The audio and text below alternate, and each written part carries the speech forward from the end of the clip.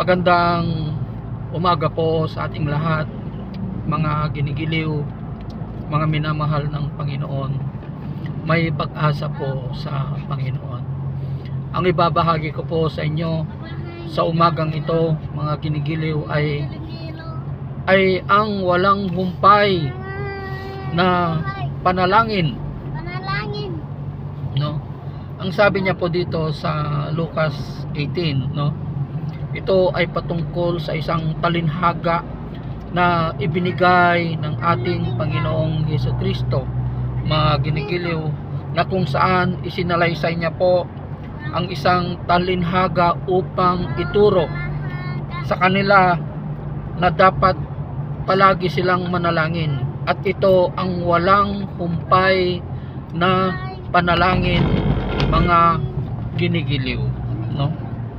Sabi niya po dito sa talinhaga na sinabi po ng ating Panginoong Hesukristo, sa isang lungsod ay may isang hukom na walang takot sa Diyos at walang iginagalang na tao.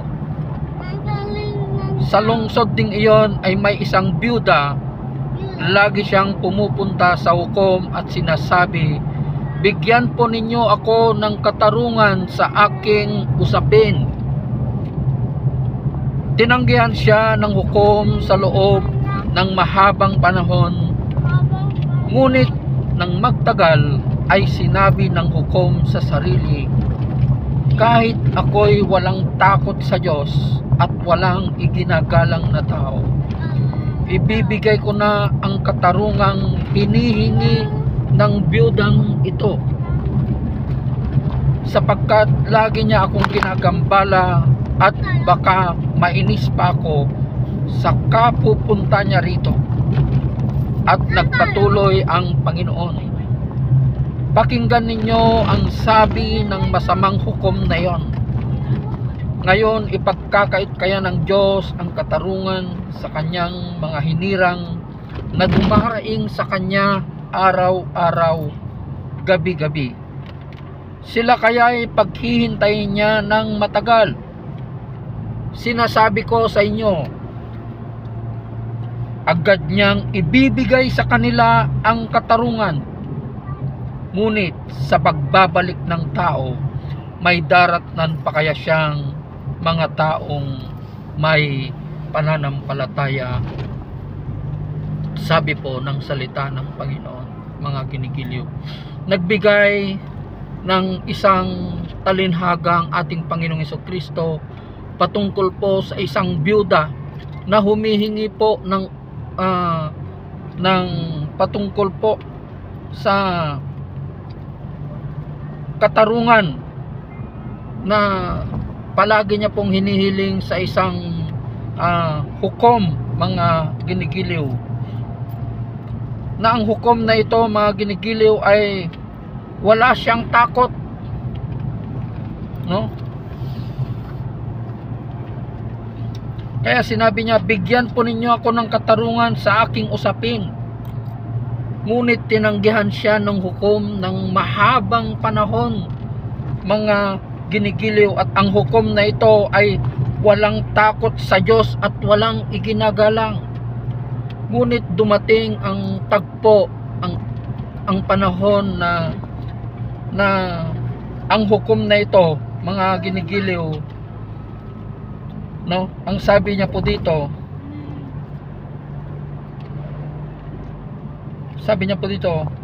kahit ako'y walang takot sa Diyos at walang iginagalang na tao, ibibigay ko na ang katarungang hinihingi ng biyudang ito, mga ginigiliw. Ito po isang katulad ng naibahagi ko po na mapilit na panalangin, mga ginigiliw, na meron ding kaugnayan ito sa walang humpay na panalangin. Pray without ceasing, na sinasabi niya po, mga ginigiliw, na hindi po tayo tumigil sa ating panalangin sa ating Panginoon, upang sa ganun ay tutugunin niya po kung ano po ang ating hinihiling sa Kanya, mga ginigiliw. Kaya yung babaeng ito, hindi po siya nawalan ng pag-asa, mga ginigiliw. Hindi po siya wala man lang sa kanyang bokabularyo na darating ang panahon na hindi siya pagbibigyan ng hukom na ito, na walang takot at walang iginagalang na tao. At dumating yung panahon na yung kahilingan ng babaeng ito, mga ginigiliw, ay pinagbigyan po ng hukom na ito. Katulad din po ng paglapit po natin sa ating Panginoon, mga ginigiliw, na kapag tayo po ay nananalangin na walang humpay, mga ginigiliw, natitiyak ko po, mga ginigiliw, na tutugunin po, mga ginigiliw, tutugunin at tutugunin po ng ating Panginoon ang ating mga idinaraing, ang ating mga panalangin sa araw-araw.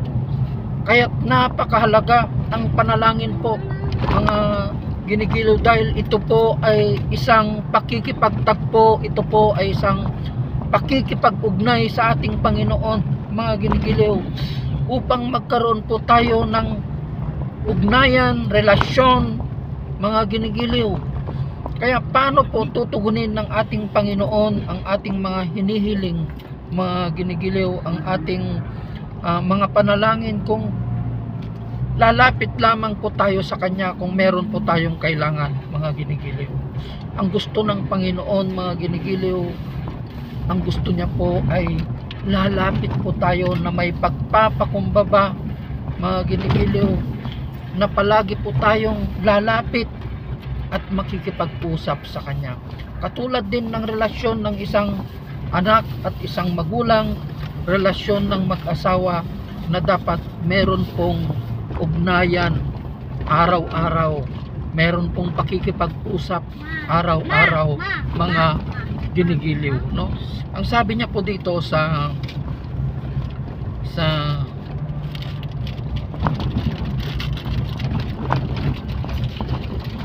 sabi niya po dito sa Colossians, no? Tignan po natin ang sinasabi niya po dito sa Colossians, na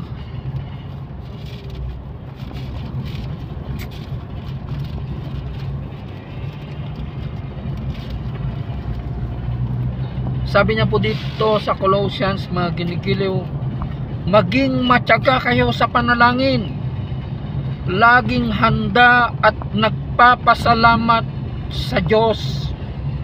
Sabi niya, mga ginigiliw, kailangan daw po tayong matyaga sa ating mga panalangin at laging handa at nagpapasalamat sa Diyos.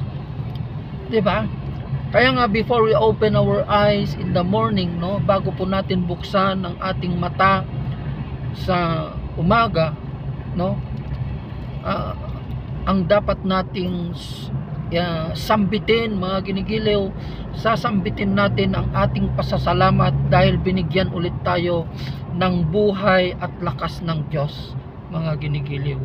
So lagi tayong magpasalamat, 'di ba? Lagi po tayong magpasalamat at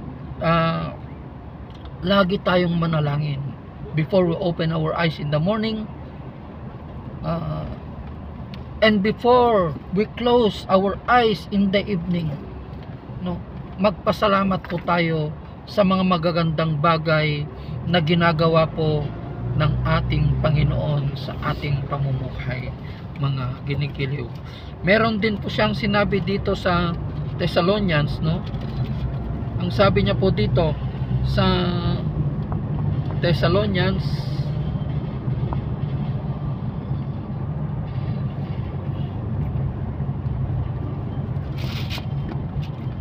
sabi niya po dito sa 1 Thessalonians 5:17, no?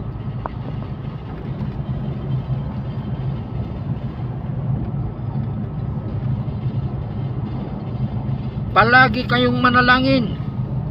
Sabi niya, palagi daw po tayong manalangin na walang humpay, at magpasalamat kayo sa Diyos sa lahat ng pagkakataon, sapagkat ito ang kalooban ng Diyos para sa inyo at sa inyong pakikipag-isa kay Kristo Jesus. Sabi niya po, mga ginigiliw. So I hope you are being encouraged, mga ginigiliw. I encourage everyone na palagi po tayong manalangin ng walang humpay, mga ginigiliw. Palagi po tayong manalangin na walang humpay, upang sa ganun yung mga hinihiling natin, ang mga kahilingan po natin ay tutugunin po ito ng ating Panginoon.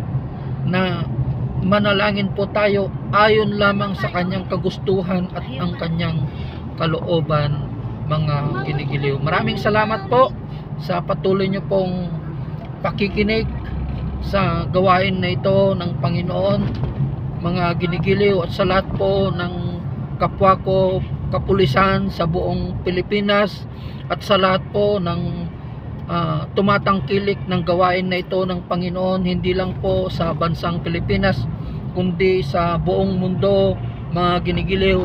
Pagpalain po ko kayo lahat, ibahagi po natin ang kabutihan ng Diyos, mga ginigiliw. Ibahagi po natin ang kabutihan ng Diyos, mga ginigiliw. Maraming salamat po. Pagpalain po kayo ng Panginoon. God bless everyone.